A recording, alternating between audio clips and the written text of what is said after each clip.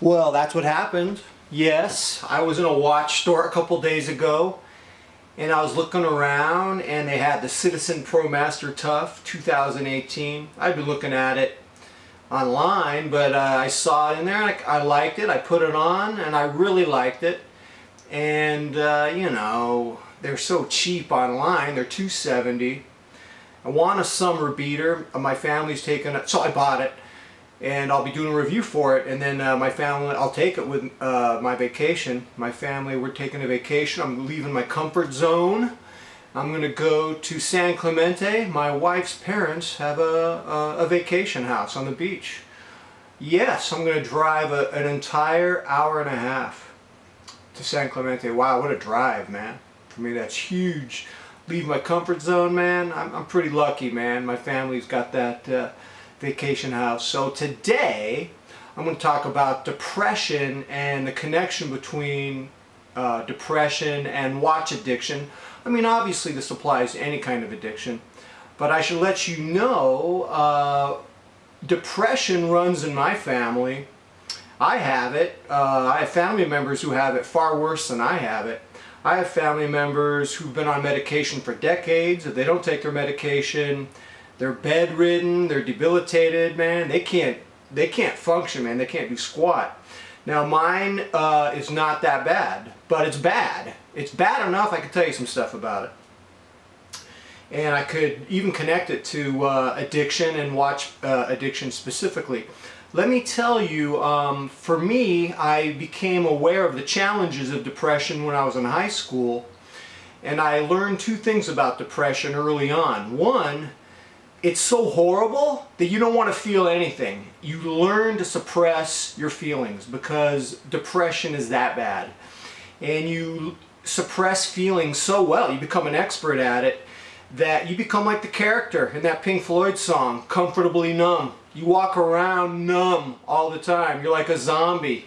You're half asleep. The second thing I can tell you I learned about depression, especially when it started in high school and throughout college, is that you develop routines, very rigid routines to maintain your emotions.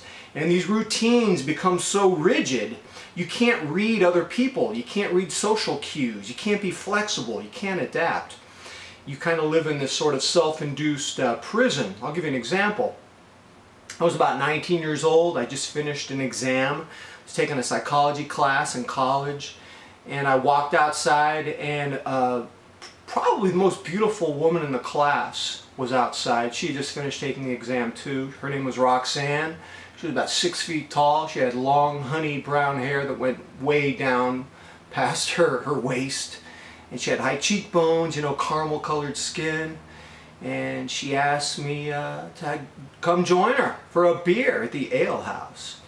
And I couldn't process it. It was too much. This woman was too beautiful. Her invitation was too abrupt, came out of nowhere, and I tensed up. I couldn't breathe. I looked at my watch. No, I have to go to the gym. It's time for my workout.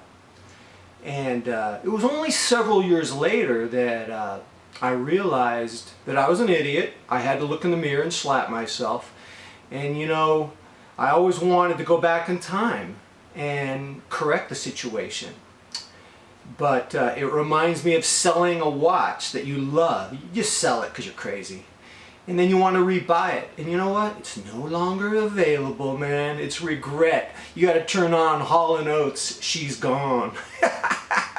You got to listen to She's Gone by Hall & Oates. You can't fill that hole now, man. The hole of regret is there. It's over. So, what happened in college was I actually learned how to feel emotions in college. I discovered literature and music. And literature and music helped me feel. Reading Franz Kafka taught me how to feel. It's funny, Franz Kafka is the guy who said, literature should be the axe that breaks the frozen ocean inside of you. Absolutely. The frozen ocean inside of me. I've been freezing that ocean for a long time. Depression will do that to you. Other thing I fell in love with was music. Rachmaninoff, his second piano concerto, the Smiths, The Boy with a Thorn in His Side. Morrissey, Every Day's Like Sunday. Now, when I listened to music because I was depressed, it wasn't just listening to music, it was like falling in love. It was a total, all-consuming experience. And as a depressive, when you do things, nothing can be less than falling in love. Because falling in love is about saturating your brain with dopamine and adrenaline. And that's the opposite of all the numbness, that ice cold bath that you usually take, that you've taught yourself. When you're a depressive, you crave dopamine and adrenaline all the time. That's what you, and so everything I've done in life, when I was a baseball fanatic as a 9-year-old, when I taught myself to play the piano, when I became obsessed with high performance radios, watches, what I'm really looking for is a falling in love experience. It will be all encompassing, completely consuming. And so check this out. I get a lot of letters, comments, emails from watch addicts, watch obsessives, and they all have the same story. They say, McMahon, I'm going crazy. I have a small collection, and then I get a big collection, and then I get a mid-size collection. I have mid-tier watches, I get rid of them. I go to high-tier, luxury, I get sick of that. I go back to mid-tier, I go back and forth, back and forth. I'm not making any progress. I'm just going through the same cycles. I'm going crazy. And the reason why is because a lot of my watch addict friends suffer from depression. And they're looking for drama, because drama is about dopamine and adrenaline. It's a reaction to those feelings you crave out of your depression. Let me finish this with a song, a reference to a song that I think really applies to watch addicts. The song is by Genesis. Tony Banks, the keyboard player for Genesis, wrote this song. I love the song. It's called Me and Sarah Jane. Me and Sarah Jane is about a madman who's just, I think he's homeless. He's on a street corner. He's obviously suffered from some loss in his life, like we all have. And he invents this romantic relationship in his head. It's all in his head, with a fictitious woman named Sarah Jane. And they go through the romance, the falling in love, the falling out of love, falling back in love again, falling out.